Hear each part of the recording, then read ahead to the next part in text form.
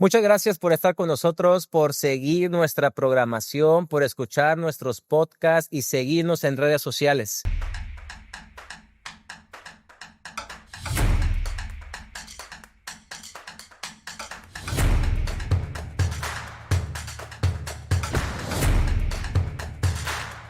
Mi nombre es Jorge Cavazos y es para mí un gusto darles la bienvenida una vez más a su programa En Síntesis, donde buscamos explorar temas bíblicos con profundas lecciones espirituales para todos nosotros y aplicarlas a nuestro día a día.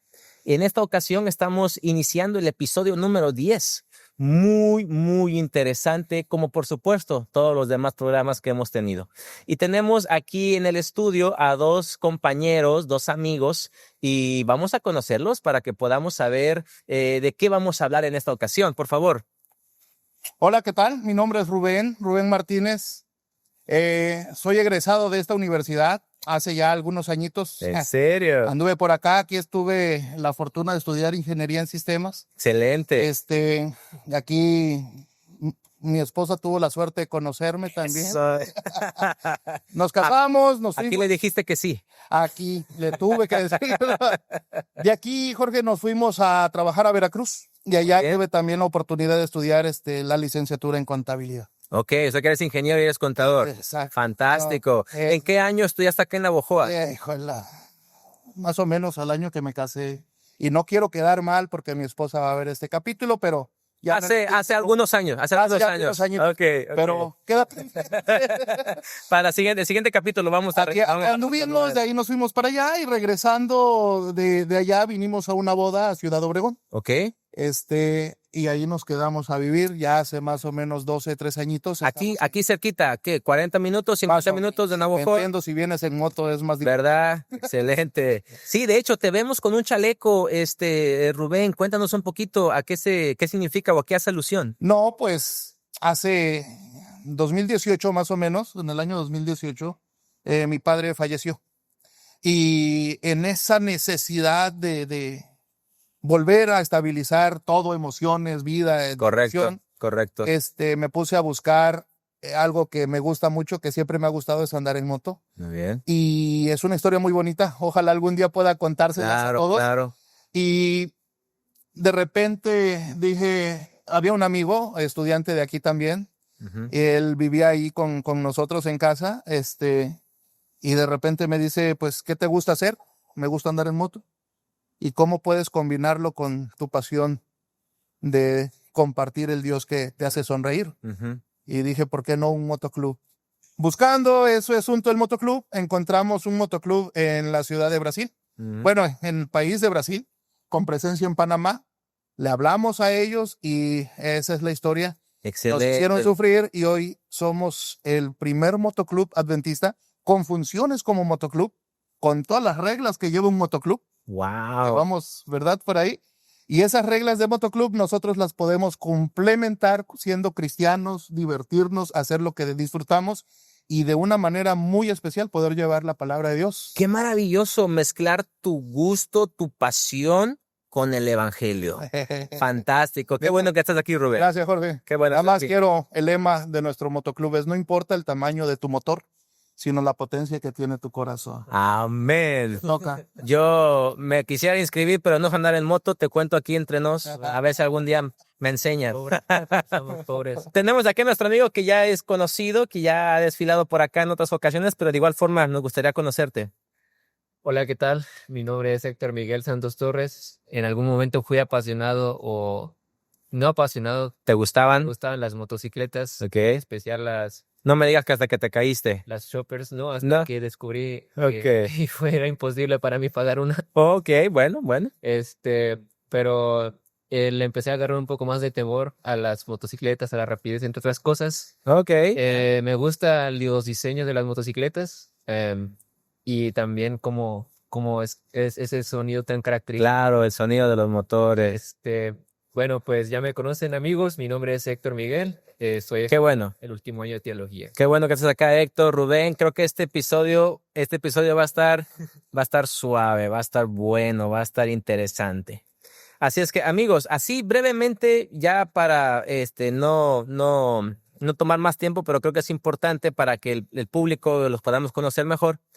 ¿Llegaron a practicar algún deporte cuando eran jóvenes, cuando estaban chavos, cuando estaban quizá en la escuela? ¿Algún deporte que les haya gustado, Rubén? Sí, como no, alguna ¿Cuál? vez, pues fútbol, Fútbol. creo que todos los mexicanos. El 99%, ¿verdad? 99%. Sí, Las cascaritas ahí, poder, las ¿no? cascaritas en el barrio. Pero algo sucedió que, pues ya, El tiempo pasa. en su momento el fútbol me gustaba mucho. Ok, Héctor, ¿qué deporte practicabas o jugabas? Igual el fútbol. El fútbol. Llegué a practicar el fútbol y el voleibol, Ok. pero realmente creo que no tengo ningún deporte favorito. Ya, entiendo. Sí, yo igual, pues de niño, como ustedes dicen, todo niño mexicano jugaba sus cascaditas en el barrio, con la portería con 2 piedras, ¿verdad? Y siempre ganaba el que metía el último gol, el gol gana. Después en la secundaria yo jugué básquet y en la prepa jugué vóley. No considero que destaqué en ninguno, pero pues sí, los llegué a jugar.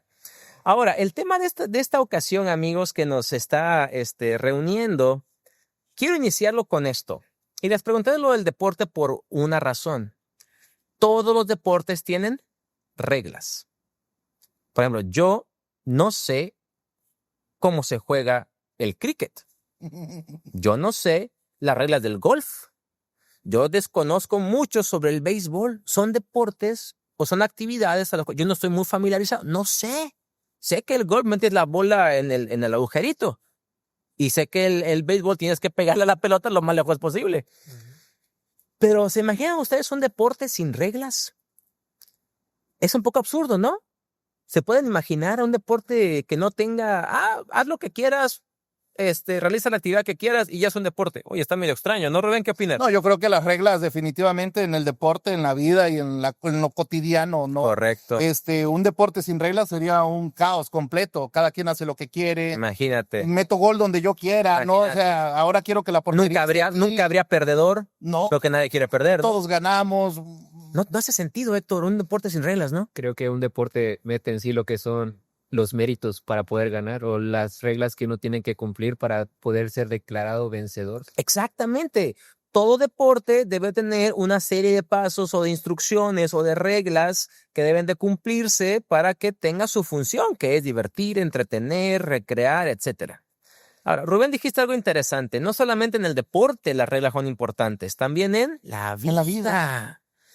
Imagínate, vas en la carretera, Héctor, y de pronto estás en verde, te toca ir, y alguien se pasa el rojo.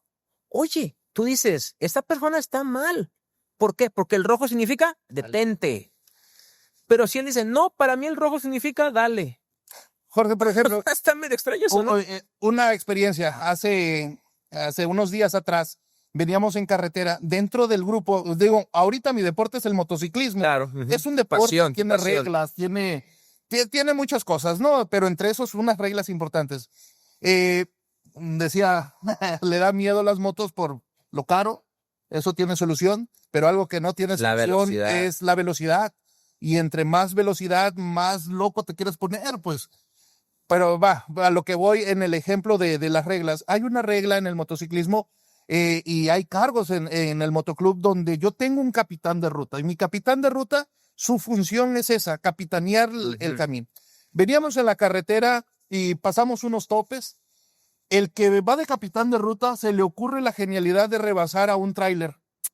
Y detrás del rebase del tráiler, justo detrás de ella, se metió una de las muchachas que están en el motoclub con su moto, ¿no? Ella se metió en rebaso, pero venía una camioneta. La camioneta agarra, se frena. Entonces, ¿qué sucede? Wow. No, hay reglas que se tienen que respetar y las consecuencias pueden ser mortales, ¿no? O sea, no solo en el deporte, en nuestra vida diaria, en una pasión, en un gusto, en todo. Entonces, esas reglas es una regla no escrita. La regla que nosotros tenemos es, yo voy adelante, quiero rebasar y espero que el último invada el carril. Eso me va a dar la seguridad de decir, puedo rebasar. Pero, ¿qué hubiera pasado si la camioneta no se detiene? ¿O qué es lo que pasa cuando nosotros no obedecemos las reglas? Vuelvo a lo mismo. Exacto. Un caos. Y lo mismo es en la escuela, Héctor. El profesor entrega el plan de curso, dice, estas son las reglas, ¿verdad? Vas a entregar esa tarea, vas a hacer este examen, vas a hacer esto, vas a hacer el otro. Y si el estudiante, en el caso de que tú eres estudiante, no cumple esas reglas, ¿qué ocurre? Reprobamos. no hay un mérito para aprobar la materia. Las reglas son tan determinantes que pueden, válgame la redundancia, determinar hasta inclusive no solo tu éxito, también tu vida, si no se sigue una regla. Ahora, todo esto aplicado a la vida espiritual, amigos, pues tiene mucho sentido, ¿no? Porque Dios sujetó esta creación a reglas, leyes, la ley de la gravedad, las leyes geotérmicas, las leyes de la termodinámica, las leyes, etcétera. Una de esas leyes es una ley llamada la ley moral, que rige la conducta ética de todas las personas, que conocemos como los 10 mandamientos, ¿no? Sí. 10 mandamientos. Entonces, cuando esa regla, esa ley no se sigue, puede ser por desconocimiento involuntario o por desconocimiento voluntario, cuando no se sigue, hay consecuencias. Sí. No hay felicidad, no hay bienestar, no hay desarrollo, no hay tranquilidad en el corazón. Estamos estudiando la Biblia bajo una temática que algunos investigadores han denominado el gran conflicto. Y es un título bastante interesante, ¿no?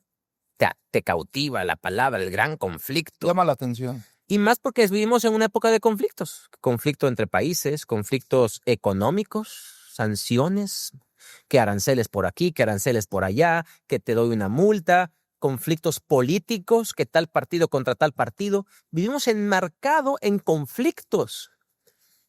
Pero al decir el conflicto cósmico o el gran conflicto, ¿a qué hace referencia? ¿Quiénes son los contendientes?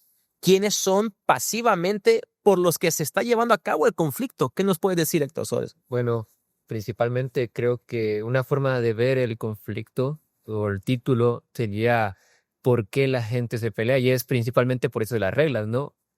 Por determinar quién es predominante sobre algo o quién determina su soberanía sobre otra cosa, ¿no? En este caso, el ser humano podría ser al mismo tiempo un agente pasivo en el conflicto, pero también un agente que deliberadamente se rebela contra Dios. ¿Por qué el gran conflicto? Porque obviamente uno determina diciendo, Señor, yo soy mi propio dueño, yo soy mi propio Dios. Tus reglas, las reglas que rigen el universo y todo lo que está escrito, las leyes morales, no las acepto. Y cualquier cosa que venga de tu palabra, entonces yo lo rechazo porque yo soy mi propio Dios. Es decir, estoy jugando otro juego totalmente diferente a lo que Dios ya estipuló. Pero eso nos diría, bueno, eso para una persona independientemente podría ser fácil, hasta cierto sentido, decir eso, porque no sabe o no está consciente que Dios es el creador de todo y le pertenece, por ende, el hecho de rendirle a él su obediencia, porque él es el que fue creado. Así que, en la opinión basada en la palabra de Dios, el conflicto se refiere a una lucha entre poderes o decisión de soberanías. ¿Qué palabra predomina más? Y en este caso, Héctor, ¿quiénes son los contendientes en el gran conflicto? Por un lado, por otro lado, ¿quiénes están involucrados como protagonistas y antagonistas del gran conflicto? ¿Quiénes son? Pues la Biblia nos dice, ¿no?, que es Satanás el antagonista, el que comete o que practica pecado. Y por otro lado aparece Jesús, ¿no?, quien apareció para deshacer las obras de Satanás. Entonces, ¿cuán importante es definir eso? Porque el conflicto no es entre Satanás y nosotros, los seres humanos. El conflicto no es contra nosotros. El conflicto es entre Satanás y Jesús. Y podríamos decir, ¿y nosotros qué tenemos que ver? Es que nosotros somos creación de Dios, hechos a imagen de Dios. Y el diablo sabe que si nos lastima a nosotros, por antonomasia, por deducción, lastima a Dios. Porque la adoración, que es el centro del conflicto, tiene que ver con a quien nosotros, como tú dices, obedecemos, adoramos. Entonces, qué interesante. Ahora, Rubén, todo este asunto del conflicto, ya lo mencionamos, pero para que puedas precisar, la gente podrá decir, pero pues si es entre Jesús y Satanás, pues a mí qué, ¿verdad? O sea, que ellos dos se peleen. Pero ¿cómo nos afecta el tema del gran conflicto, Rubén? Yo creo, por ejemplo... ¿Puede haber terreno neutral, por ejemplo? ¿Puede haber terreno neutral? ¿Qué opinas? Si lo llevamos o sea, quitamos el cósmico, ¿no? Y dejamos un gran conflicto. En nuestra cabeza se nos viene al menos a mí, mi idea es una guerra donde desgraciadamente lo llevamos al territorio humano y hay muerte de inocentes, hay muerte de gente involucrada, hay soldados de un lado, del otro lado, hay bombardeos en casas, habitaciones. Nunca una guerra va a tener repercusiones positivas. No, Nunca. Jamás. Y entonces vamos, un país, México, un país que no está en guerra, y vemos las guerras mundiales, vemos los conflictos de Medio Oriente, por ejemplo, pero lo estamos viendo desde afuera del vaso. Y tal vez en nuestra cabeza la solución sea muy fácil, o sea, dialoguen, platiquen, actúen.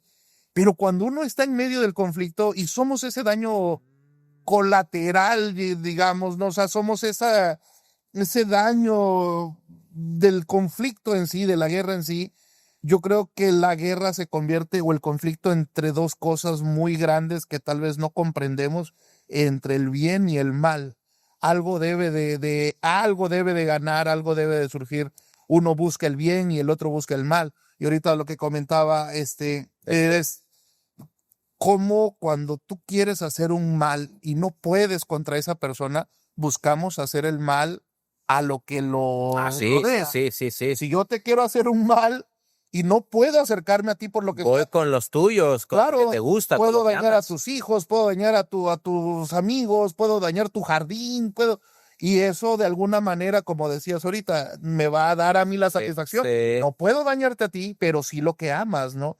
Yo creo que el ser humano juega ese papel, siendo el ser humano la creación de Dios, que estamos en juego y que ante los ojos no sé, del diablo somos nada, pero que ante los ojos de Dios somos todo. Somos todo. Que valimos el sacrificio de su Hijo. Entonces, ¿cómo es posible que estemos en medio de un conflicto y no tengamos nada que ver? Yo creo que sí tenemos mucho que ver. Claro. Somos esa parte primordial. El conflicto, de alguna manera, somos coprotagonistas de ese conflicto, de alguna manera. Estamos en la escena, estamos en el escenario donde se está desarrollando el conflicto, que es este planeta. Y es muy interesante tu planteamiento también, Rubén, porque igual lo que decía Héctor, no puede haber alguien que diga, es que a mí qué me importa el conflicto entre Jesús y Satanás.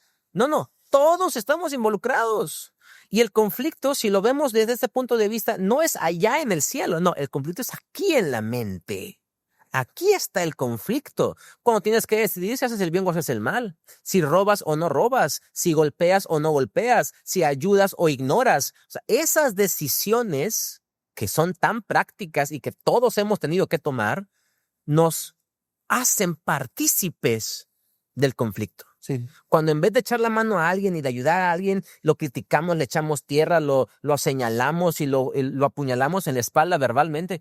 Oye, no estás siguiendo el ejemplo de Jesús, estás en contra de eso.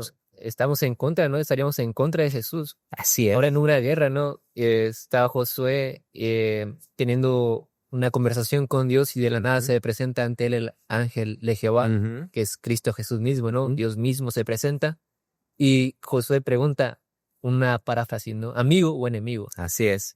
Y en este sentido... ¿Eres de los nuestros o de nuestros enemigos? Contra nosotros. Y yo me imagino en esta situación entra un rey poderoso a una pequeña provincia y el rey pregunta, ¿no? Amigo o enemigo, ¿estás con nosotros o estás en contra de nosotros? Tienes que estar en contra de mí. Si estás en contra de mí, entonces no hay vuelta atrás. Pero vamos a esta serie de conflictos como ¿a quién se le debería de temer más? ¿O a quién no quisieras que fuera tu enemigo? ¿O a quién quisieras tener de tu lado? Y veo aquí que Dios es más poderoso y resalto aquí la soberanía o el poder o la autoridad de Dios como una fortaleza para sobrevivir ante este conflicto donde el enemigo de Dios no podrá separarnos de su amor. Definitivamente, porque si nosotros queremos ponernos con el Satanás, es como ponerse contra Sansón, ¿cómo es? Patadas. Sí, contra las patadas, como querer derrumbar, no sé, un edificio de 10 o 100 pisos, quererlo mover. No podemos. Por eso el secreto es refugiarnos en Cristo. Ahora, amigos, esto es muy importante. Ya iniciamos, estamos construyendo. Quiero hacer referencia a este libro que tengo en mis manos, que es la palabra de Dios, es la Biblia. La Biblia nos habla de un conflicto. Desde que entró el pecado en el mundo hasta que Cristo Jesús regrese por segunda vez. El gran conflicto es el marco sobre el cual o en el cual se desarrolla toda la historia de la redención. El gran conflicto. Vemos el gran conflicto después de la creación, cuando Adán y Eva pecan. Vemos el gran conflicto con Caín y Abel, cuando Caín mata a Abel. Vemos el gran conflicto en el diluvio. Vemos el gran conflicto en toda la historia del relato sagrado.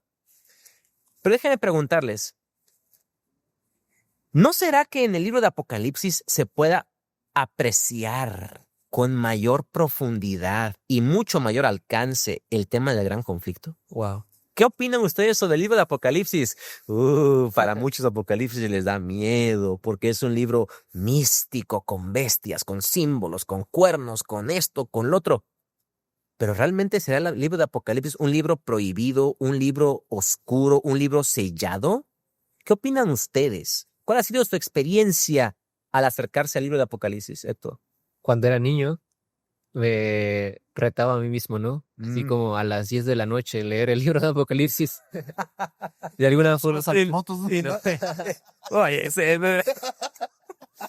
No, pero eso ya era más aventado en ese entonces. Ya. Y yo pensaba ¿En que serio? ese libro, o sea, leer algo así muy pesado, iba de alguna forma hacerme un poco más valiente, ¿no? Cualquier otra cosa. Pero empecé a leer el libro de Apocalipsis a lo largo del tiempo, de los años. Se volvió uno de mis libros favoritos. No por el hecho de que me guste el terror, ¿no? Algo ideológico, o porque le tema a las bestias, pero no a las motos, ¿verdad? Se volvió mi libro favorito después de comprender que sí, lo escribió un apóstol al cual Jesús llamó el apóstol Del amado. amor. Yo creo que esa es una carta de amor para la iglesia a quien Dios ama y a quien Dios lava y santifica con su sangre. Así que empecé a ver ese libro de otra forma, ¿no? Como Dios revelando a su pueblo lo que Él iría a hacer, ¿no? Uy, y esa palabra que dices, Héctor, es tan importante porque es la primer palabra del libro de Apocalipsis. Así comienza. Porque él dice la revelación de Jesucristo. O sea, que el libro de Apocalipsis no es un libro oculto, no es un libro místico, es un libro abierto, una revelación.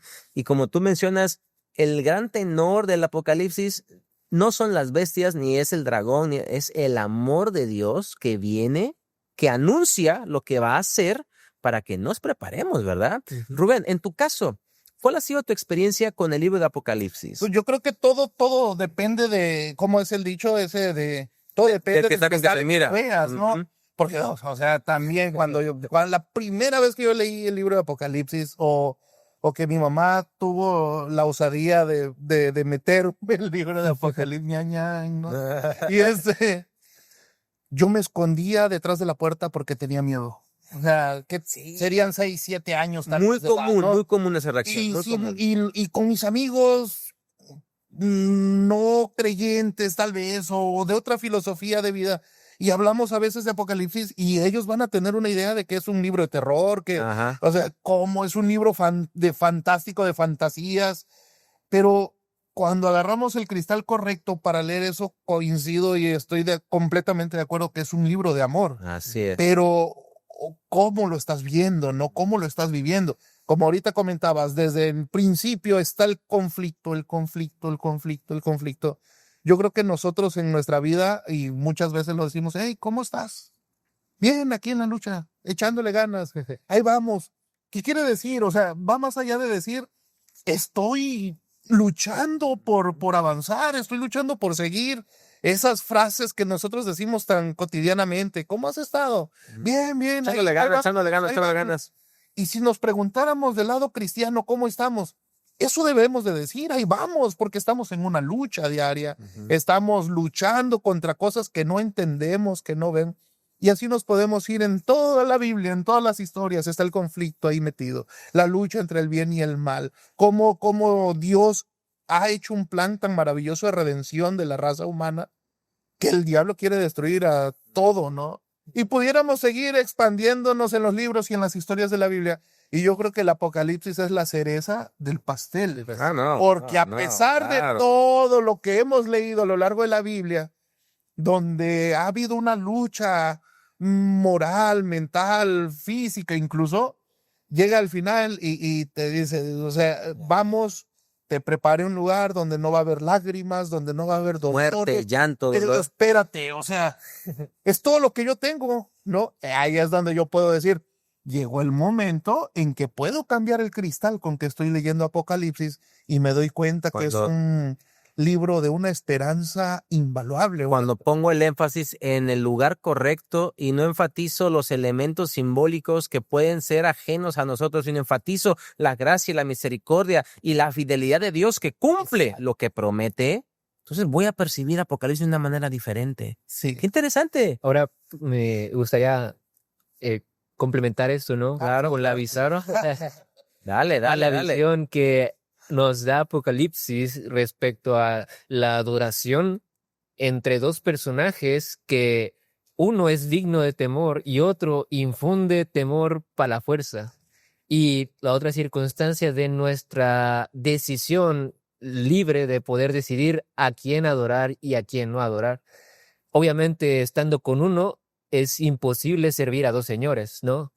Pero si lo vemos desde el aspecto de la adoración, sabemos que Dios, aparte de ser nuestro amigo, es un Dios poderoso y es un Dios que desearía que nosotros conviviéramos en su presencia, ¿no?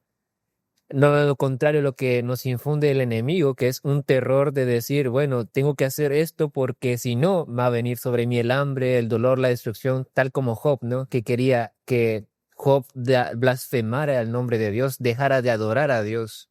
Pero vemos en la historia que aquí Dios nos dice, no solamente por creación, sino por redención, que Dios es digno de tomar el poder, la gloria, la honra, la sabiduría sobre todas las cosas creadas, no solamente porque nos creó, sino porque nos lavó con su sangre. Oye, Héctor, me pareció muy interesante que dijiste ahorita dos cosas y me gustaría que puedas profundizar un poquito más para que nos quede muy claro. Dijiste, un ser, hablando de Jesús y Satanás, yo deduje, un ser infunde temor y otro ser es digno del temor.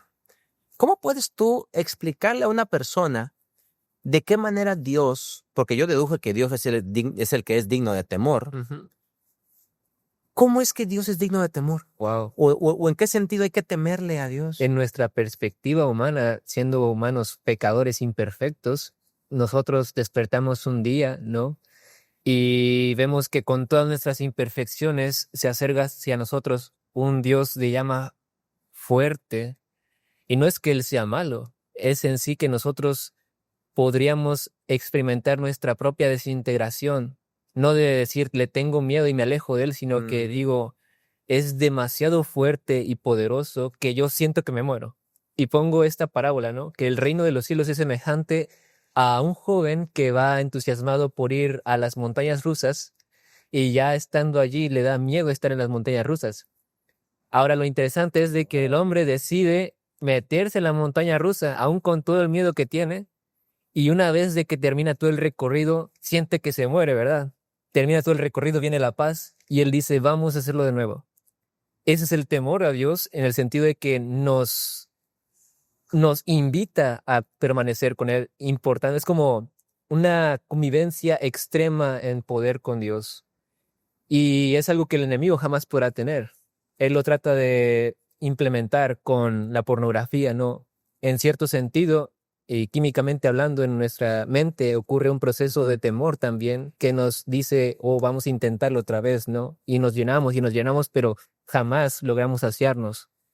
Lo mismo pasa con Dios cuando nosotros contemplamos la imagen de Dios, la imagen viva de Dios, un Dios poderoso a quien nosotros deberíamos de temer, pero acercarnos a Él porque a lo que nosotros nacimos fue para adorar. La reacción al temor es allí donde indica, ¿no? O me alejo de Él o lo adoro. O lo reconozco como superior. Sí, porque incluso el temor lo que hace en nuestra mente es hacernos actuar, ¿no?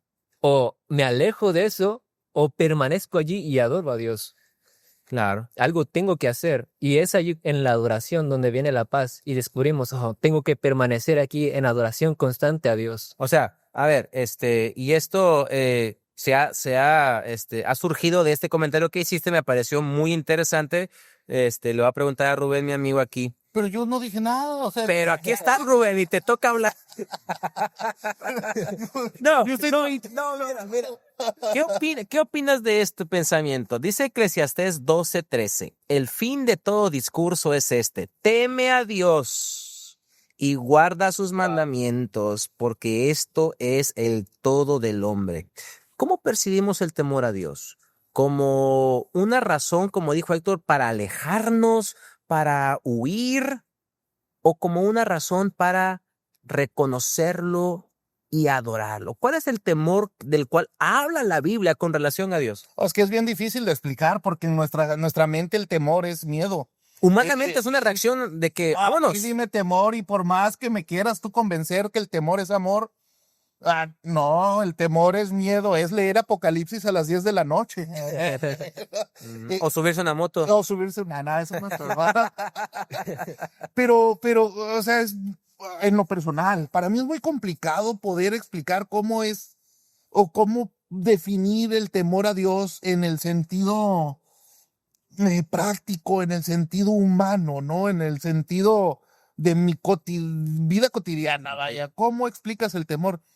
Y yo creo que es ese, porque hay un ejemplo, ¿no? Mamá, muchas veces cuando mamá ya no puede con nosotros, deja que venga tu papá. Ay, sí. Y eso es un ejemplo de un temor, porque ya vino papá, ya llegó, yo me acuerdo, llegó mi papá, y yo estaba así como que le va a decir mi mamá, y estoy observando qué hace mi mamá, y se acerca mi papá y... Te dije, hasta aquí llegué. Sí.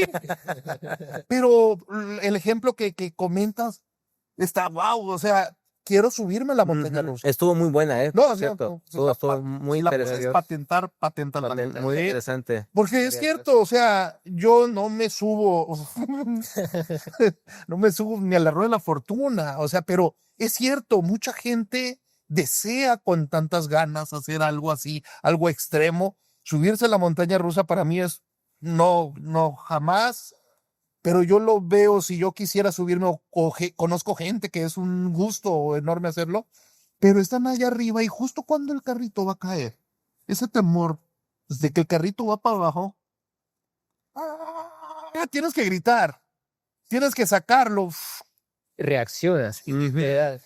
Pasó la segunda subida y la bajada ya no es la misma. Ya O sea, no hay un temor pasivo a lo que me refiero. no, Es que reaccionar. llegamos al final y en el final va a ser lo que tú dijiste, otra vez, ¿no? Otra vez.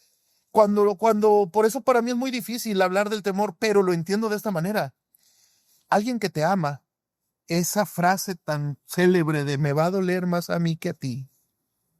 Esa frase en nuestra mente como hijos cuando nos castigaron y si alguna vez fueron eso. Tengo muchas historias que contar. Entonces, ¿cómo es que 40 azotes de la zona, ¿no? cómo es que ese momento de nuestra vida, cuando el Señor nos pone una prueba en nuestra vida y nos hace entender que el temor a Dios es para mí, es esa humillación de todos mis sentidos, de todo mi poder, de todo lo que humanamente yo creo que puedo lograr hacer. Y me entrego a mi Dios de una manera completa, o sea, me declaro inútil. Wow. Completamente inútil, incapaz de hacer algo por mí mismo y dejo que Dios guíe mi vida. Yo creo que ese para mí es el momento de decir, Temer. ese es el temor a Dios, más que el concepto humano de miedo.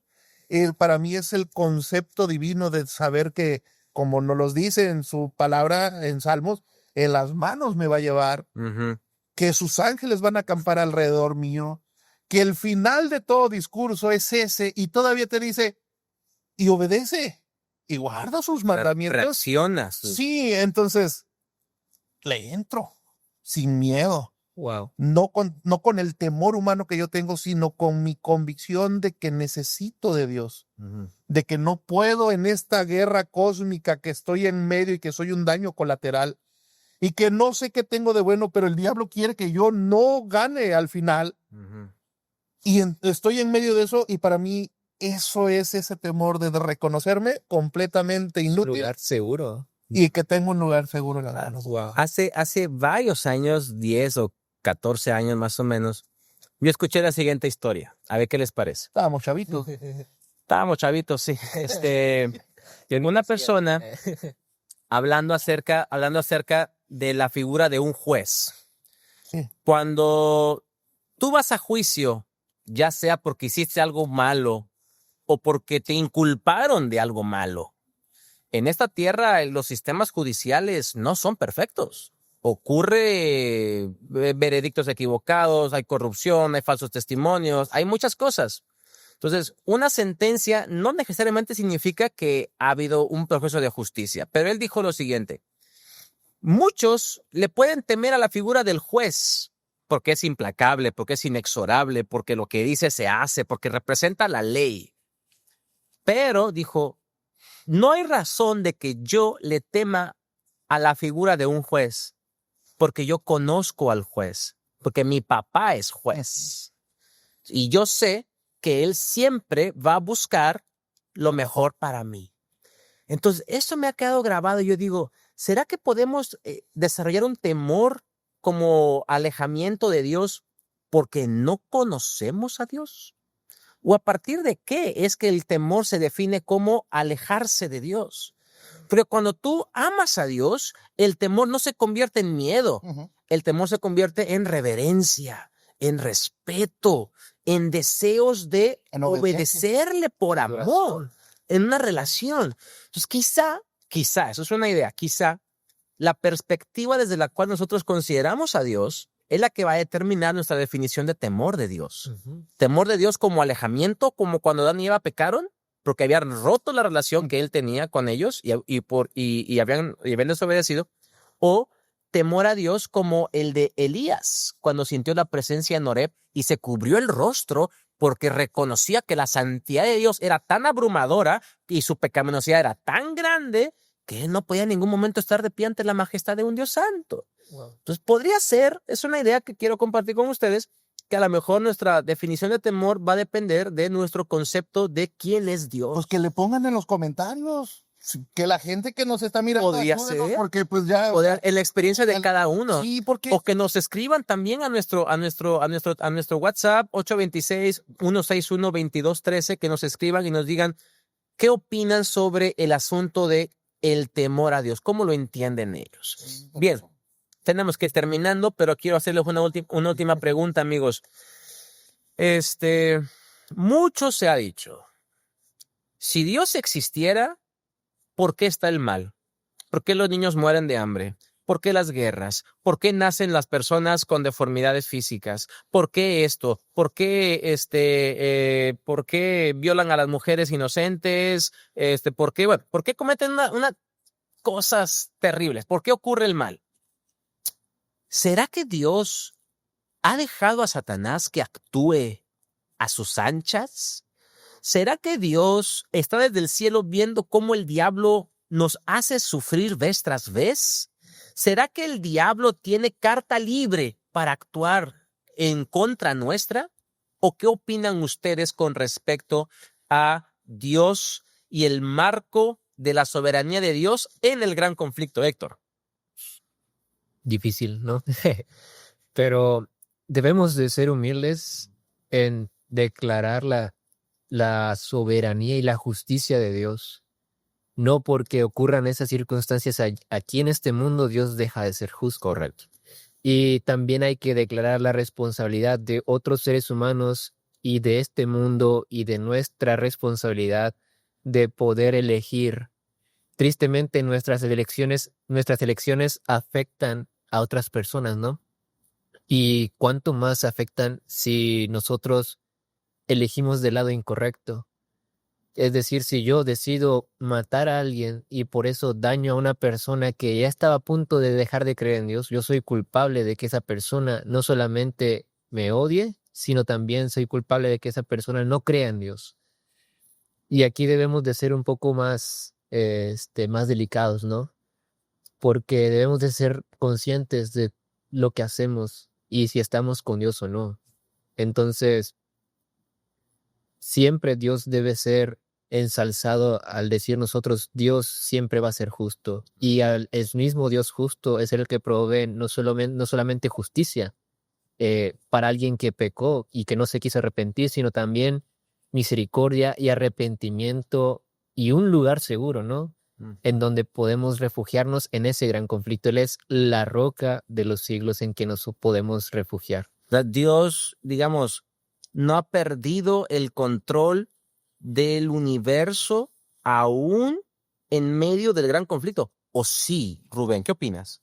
No, pues no, o sea, si Dios se hubiera perdido ya el control, estuviéramos, Dios nos tenga a fuego lento, dice un amigo de Club, ¿no? O sea, yo creo que el diablo tiene una potestad, un dominio sobre la tierra bastante grande, bastante fuerte, o sea, tiene influencia sobre nuestra mente. No puede. No controla nuestra mente. Pero tiene una influencia tremenda Sí, claro, a nuestro alrededor. Nos hace creer que las cosas que hacemos son correctas, que están bien. Como le puso una serpiente que volaba y hablaba, hacia nosotros nos pone las cosas más bellas a nuestra vista. Y Dios siempre, en su grande amor desde el principio, Dios nos ha dado libertad de decisión. Desde Adán y Eva, ¿no? Incluso desde antes, a sus ángeles en su creación. Ellos fueron libres de decidir, y cuando Satanás decide rebelarse contra el reino de Dios, no deja de ser una creación de Dios, pero sabe la sentencia que hay y sabe que el precio ya está pagado. Entonces, no es que Dios haya perdido control, creo yo. Qué bueno que lo enfatizas. Satanás es correcto. Sigue luchando con su afán, manipulando nuestra realidad en manera de decir, yo quiero ser mejor, pero él me dice de alguna manera, no a mí, pero sí me pone, si al mismo Jesús se atrevió Satanás a tentarlo y decirle, todo esto te daré. ¿Qué quiere? O sea, ¿cómo lo puedes ver? Satanás, ¿eres dueño de todo esto? Todo esto te daré, le dice el Hijo de Dios, ¿no? Y una tentación de poder. Esa fue una tentación, está tentando a su poder de decir que Jesús hubiera entrado. Tan grande es nuestro Dios, tan grande fue esas tentaciones de Jesús, que Jesús no entró en juego con Satanás, a contrario de Eva, que entró en plática. Sí, le siguió. Y nosotros deberíamos hacer lo mismo, reconocer que Satanás tiene dominio, tiene poder, tiene influencia sobre nosotros, sobre nuestra realidad, sobre nuestra naturaleza, sobre todo a nuestro alrededor, tiene una influencia grande, o sea, inimaginable. Pero al final de todo, Dios tiene el control. Nosotros decidimos qué camino seguir. Nosotros decidimos, como bien dice, a quién amar, a quién respetar, a quién temer. Pero en esa decisión definitivamente estamos en medio de un conflicto que el enemigo de Dios, Satanás, tiene influencia, tiene poder, pero Dios tiene el control. Así es. Tanto que nos los ha prometido. Y te voy a dar lo que tu mente no concibe, un mundo sin dolor, sin muerte, sin llanto, sin lágrimas. Wow. Tanto así, Señor, tanto así. Entonces, en ese punto es donde para mí Dios dice, yo tengo el control. Coincido plenamente. Para cerrar, vamos a ir con Héctor, pero coincido plenamente de que la influencia del diablo es muy grande, pero no estamos nosotros obligados a seguir en sus caminos, porque la cruz ha provisto esa vía alterna, ese camino de escape, esa solución al problema del pecado. Y aunque ciertamente el diablo es un enemigo fuerte, muy poderoso para nosotros los seres humanos, ya fue derrotado por Jesús en la cruz. Y muy pronto será destruido por Jesús en su segunda venida. O sea que realmente podemos estar nosotros confiados al saber, como dice el libro de Apocalipsis, que el diablo le queda poco tiempo. Y yo creo también que Dios anda como león. Dios no ha perdido el control en el gran conflicto, porque veamos el libro de Job. Dios le dice a Satanás, ok, ¿quieres tentarlo? ¿Quieres instigarlo? Ok, yo te autorizo, porque conoce y confía en la fe de Job. Y le dice, pero no toques su vida. Dios restringe el poder de Satanás. Y aunque Satanás está actuando hoy, él está restringido. No nos puede dominar por completo, porque el poder de la cruz ha roto el dominio de Satanás y tenemos esa posibilidad de someternos al cielo para que el pecado ya no sea una opción consciente. No es que dejemos de ser pecadores, es que ya no pequemos consciente y voluntariamente, que esa es la obra del Espíritu Santo. Podremos seguir pecando por omisión en nuestro intento de querer hacer lo bueno y no alcanzar a hacerlo, y en ese sentido hay misericordia y provisión para el pecador. Pero la maravilla de la cruz es que derrotó Jesús a Satanás en la cruz y aseguró su destrucción y nuestra victoria. Amén. Así es que, Héctor, en síntesis, ¿con qué te quedas de esta lección que hemos repasado? En síntesis, Dios ya es el vencedor en este conflicto y el enemigo hace esfuerzos muy débiles comparados al poder de Dios. Así es. Quien el enemigo, ¿no? Trata de emular, sintetizar el poder de Dios. Dios explota de poder, ¿no? Es una expresión que utiliza cuando Él crea las cosas y el enemigo crea pequeñas bombas para poder asustarnos, ¿no? Con toda su ira y coraje que tiene contra el ser humano, Dios manifiesta un poder imponente que nos dice, ven a mí. Excelente. Rubén, ¿con qué te queda de esta lección que tú digas, esto es lo que me llevo de esta plática? En síntesis, vamos, pongamos nuestros pies en la tierra, que estamos en medio de un conflicto, abramos nuestros ojos, somos vulnerables. Cierto. Hay un enemigo que nos va a estar atacando todos los días. Y el día que nos deje de atacar, ojo, porque ya perdimos. Puede ser que ya estemos de ese lado, ¿no? Dios es callado, estamos haciendo bien. Cuidado. Poner nuestros pies en esa realidad y abrir nuestros ojos a esa esperanza que algún día todo esto se va a acabar. Qué maravilloso. Muchas gracias, Rubén, de verdad, por estar con nosotros. Gracias, Héctor, por acompañarnos. Y gracias, amigos, por estar aquí. De verdad que deseamos que lo que hemos conversado acá entre amigos pueda ser de bendición para su vida. Les invitamos para que se comunique con nosotros. Usted ya sabe el número, 826-161-2213.